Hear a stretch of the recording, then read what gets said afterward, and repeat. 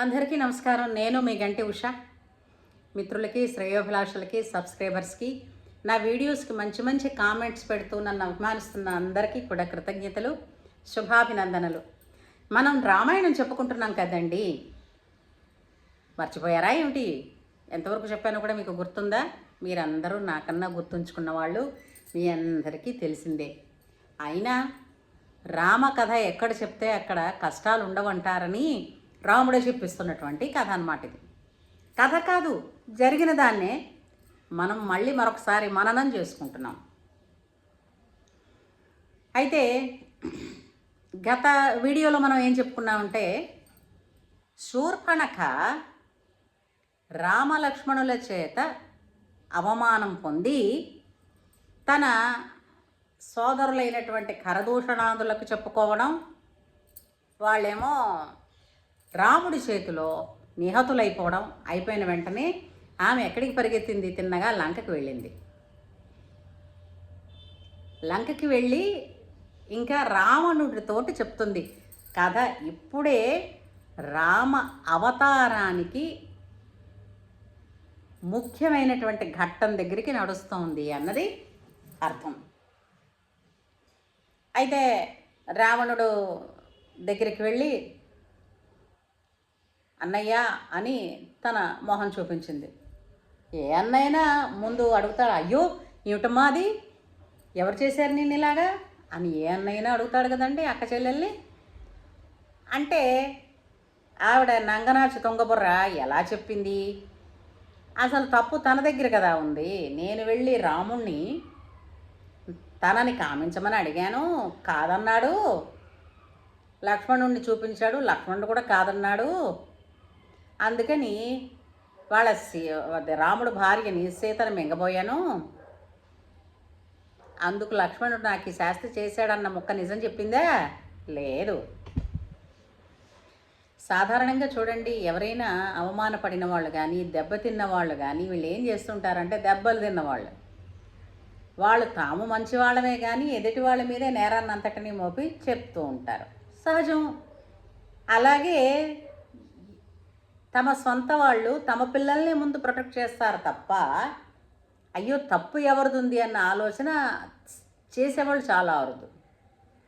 అయితే అందులో రావణుడు అడిగాడు ఏమిటి సంగతి. అసలు రావణుడు రావణుడు రావణుడు అనుకుంటున్నాం. రావణుడి అసలు పేరేమిటండి? దశగ్రీవుడు. దశగ్రీవుడు అని అంటే 10 తలలు కలవాడు. రావణ ఎందుకు వచ్చింది పేరు? బిగ్గరగా రవం చేశాడు. రవం అంటే ఇప్పుడు రవం అంటాం, అది మురళీ రవం అయితే అబ్బో చెవులకి, ఈ ప్రకృతికి అందరికీ కూడా మహా ఆహ్లాదకరంగా ఉంటుంది, ఆనందాన్ని ఇస్తుంది. రావణుడు అరిచిన అరుపులకి ముల్లోకాల వాళ్ళు బాధపడిపోయి ఈ అరుపులు భరించలేకపోతున్నాం అన్నారట.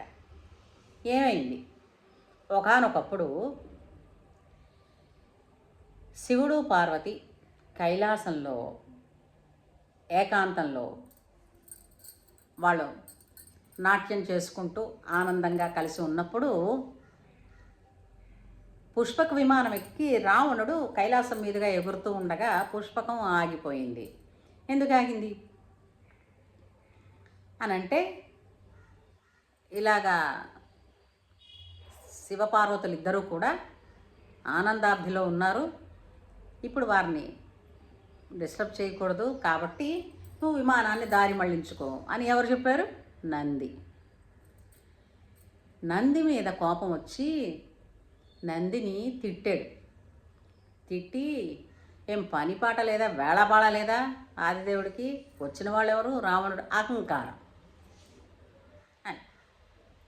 మహాభక్తుడే, శివభక్తుడే కావచ్చు, శివుని వల్ల వరాలు పొందాడు కాబట్టి అహం నెత్తికెక్కిపోయింది. అయితే అప్పుడు నంది కాదని అన్నాడు. నంది నిన్ను వెళ్ళనివ్వను లోపలికి అని చెప్పాడు. కొంతవరకు వీళ్ళిద్దరికీ వాగ్యుద్ధం జరిగింది. ఆ తర్వాత రావణుడు, సరే నేను ఇప్పుడు లంకని మొత్తం పెకలించి పట్టుకెళ్ళిపోతాను, ఏం చేస్తాడు, కైలాసాన్ని పెకలించేస్తాను, ఏం చేస్తాడో చూస్తాను అని పెకలించాడు. పెకలిస్తే తన 20 చేతులతో 20 చేతులు పెట్టి లేపితే కైలాసం కదిలిందండి. అంతటి బలవంతుడు. కదిలేసరికి ఏమిటి వైపరీత్యం అని అనుకుని పార్వతీదేవి అడిగితే శివుడు దృష్టితో చూసి తన దృష్టితో రావణుడు చేస్తున్నాడు ఇది అని రావణుణ్ణి కాలి బొటకన వేలుతో ఆ పర్వతాన్ని ఇలా కొంచెం అదిమాడు. కైలాస పర్వతాన్ని కొంచెం అదిమేసరికల్లా 20 చేతులు కూడా రావణుడివి ఆ పర్వతం కింద ఉండిపోయి బాధ భరించలేక అరుపులు మొదలెట్టాడు. అలా ఎన్నాళ్ళు అరిచాడు. ఆ అరుపులు భరించలేక శివ నువ్వు శిక్ష వేద్దాం అనుకున్నది రావణుడికే కావచ్చు, కానీ వాడి గోల అరుపు మాకు శిక్ష అయిపోయింది బాబోయ్, భరించలేకపోతున్నాం ఈ కేకలు అన్నారు. అప్పుడు వచ్చి రావణుడికి కనిపించి లోకాలు భీతిల్లిపోయేటట్టు రమణ చేసిన వాడివిరా రావణ అని పిలిచి సరే ఆ చేతులు అతన్ని ఆ పర్వతం కింద నుంచి తీసుకునేటట్టు చేశాడు. తర్వాత కథ చాలామందికి అందరికీ తెలిసిందే అనుకోండి. తనకి ఎవరైనా బిరుదిస్తే ఆ బిరుదుని ముందు పెట్టుకుని పిలిపించుకుంటారు. ఇది తిట్టు.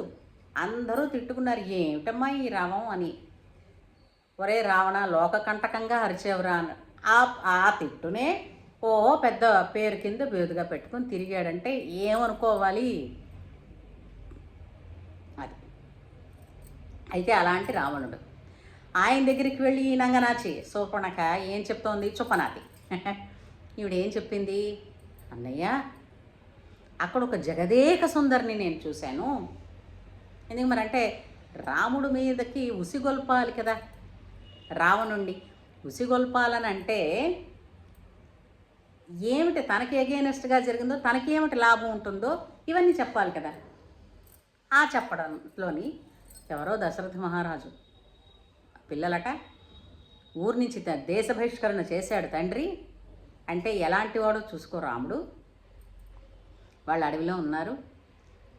మరి వాళ్ళ దగ్గర సీత అని ఒక చక్కని చుక్క ఉంది, జగదేక సుందరి.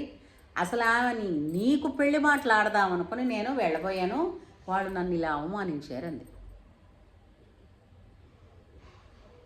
అలాంటి సుందరి లేకపోతే జీవితం వ్యర్థం అన్నయ్యా, నువ్వు ఎంత గెలిచినా ఎంత గొప్పవాడమైనా కూడా ఏవీ పనికిరావు.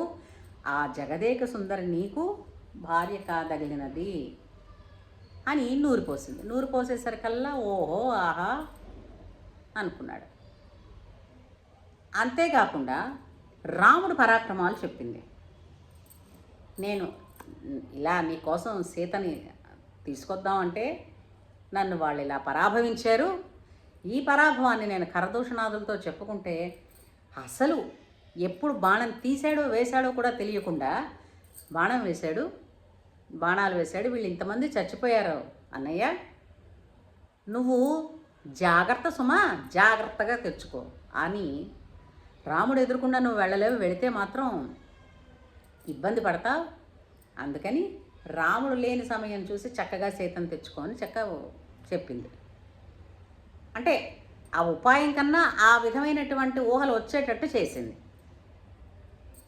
అంచేత ఏంటైంది, అయ్యో నా కోసం మంచి చేద్దామని నా అక్క చెల్లెలు వెళితే తనని పరాభవిస్తారా, పైపెచ్చు నా మిగిలిన సోదరులందరినీ చంపేస్తారా, అయితే ఇప్పుడు ఎలాగైనా సరే ఆ సీతని తెచ్చి పెట్టాల్సిందే ఇక్కడ అని అనుకుంటాడు. కానీ ఎవరూ కూడా నువ్వు చెప్తున్నది నిజమేనా అని కానీ, లేదా శూర్పణఖ విషయం తెలుసు కాబట్టి ఇదేం సామాన్యమైంది ఏంటి, ఇదేమిటి వెలగపెట్టిందో అక్కడన్న ఒక్క ముక్క కూడా ఆలోచన అడగడం రెండూ లేవు.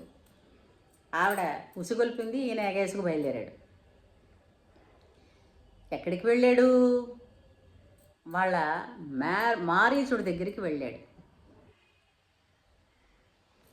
మారీచుడు రావణుడికి ఒక విధంగా మేనమామ వరుస.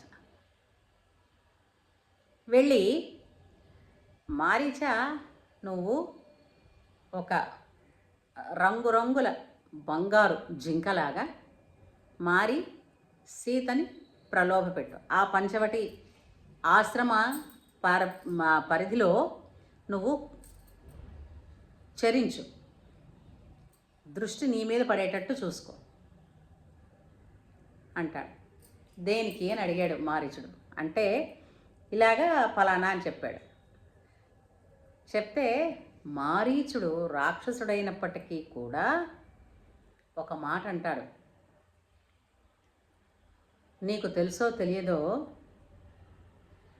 విశ్వామిత్రుడు చేస్తున్నటువంటి యాగంలో అడ్డుకుందామని వెళ్ళినప్పుడు నాకెంతటి ఇబ్బంది కలిగిందో, రామ బాణం దెబ్బ తగిలిన అనుభవం నాకుంది. వద్దు, రాముడితో పెట్టుకోకు అని. రాముడు ధర్మాత్ముడు. రాముణ్ణి దేశ బహిష్కరణ చేయడం ఏమిటి? ఎవడా చేయగలిగిన వాడు? తండ్రి మాటకి విలువనిచ్చి తను కానలకు వచ్చాడు, తమ్ముడికి రాజ్యం ఇచ్చి. అంతేగాని రాముడుని దేశ బహిష్కరణ చెయ్యలేదు అని రావణుడితోటి వాదించాడు మారీచుడు. అంటే రాముడు రాక్షసుడైనప్పటికీ కూడా మారీచుడు ఎంతో ధర్మాన్ని బోధించాడు రావణుడికి. అయితే ఈ శఠం వినదనుకోండి, వినలేదు. అయితే అప్పుడేం జరిగింది? నువ్వు వెళతావా వెళ్ళవా, నాకు ఈ కబుర్లన్నీ చెప్పకన్నాడు. అంటే ఆలోచించాడు. అయితే ఏం చేయాలి? నువ్వు ఇలా ఫలానా అక్కడ సంచరించు, సీతాదేవి మనసు పడేటట్టు చూస్తే రామలక్ష్మణులు ఇద్దరూ కూడా ఆశ్రమం నుంచి దూరం అయితే నేను సీతను తెచ్చుకుంటాను. ఇంతోటి రావణుడు, ఇన్ని లోకాలు జయించినవాడు, ఇంతమంది దేవతలని భయపెట్టినవాడు, దొంగతనంగా సీతను పట్టుకెళ్ళడానికి ప్లాన్ వేశాడని అంటే అక్కడే తెలియటం లేదు రామ పౌరుషం, రాముడి శక్తిని. అయితే అప్పుడు ఏం జరిగింది? సరే వస్తాను కానీ నీ కర్మ నీది అంటే తను చెప్పవలసినవన్నీ చెప్పాడు. తాను ఎందుకు భయపడ్డాడో కూడా చెప్పాడు. ఒకసారి దెబ్బతిన్న తర్వాత రాముడి మీద చాలా కోపంతో నేను ఇప్పటికి మరి 2 సార్లు రాముడి మీద అంటే రాముడి మీదకి దూసుకుని వెళ్ళాను. ఏంటి దాన్ని ఏమిటంటారు, చంపుదామని. కానీ 2 సార్లు నేను దెబ్బతిని పారిపోయాను. ఇంకా 2వసారి నాకు భయం పట్టుకుంది. అంటే తను ఇప్పుడు అక్కడ ఒకసారి చెప్పారు చూసారా, అగస్త్య మహర్షి చెప్తాడు. ఏమిటని చెప్తారు? అక్కడ లేళ్ల రూపంలో, రంగురంగుల లేళ్ల రూపంలో రాక్షసులు ప్రవర్తిస్తూ జంతువుల మధ్య తిరుగుతూ ఆ జంతువు మృగాలని వేటాడి తినేస్తాయి. అలాగే మనుషులు కనపడినా కూడా తినేస్తాయి. జాగ్రత్త అని అక్కడ అగస్త్యుడు చెప్పారు కదా. అలాగా ఇంతకు మునుపు ఆ కోపంతో నన్ను కొట్టాడు. నేను సముద్రం దాటి పడ్డాను కదా, సముద్రంలో పడిపోయాడు కదా. తాటకి ని చంపిన తర్వాత విశ్వామిత్రుడు యజ్ఞం చేస్తున్నప్పుడు రామ బాణానికి మారీచుడు వెళ్ళి పడిపోయాడు కదా సముద్రంలో.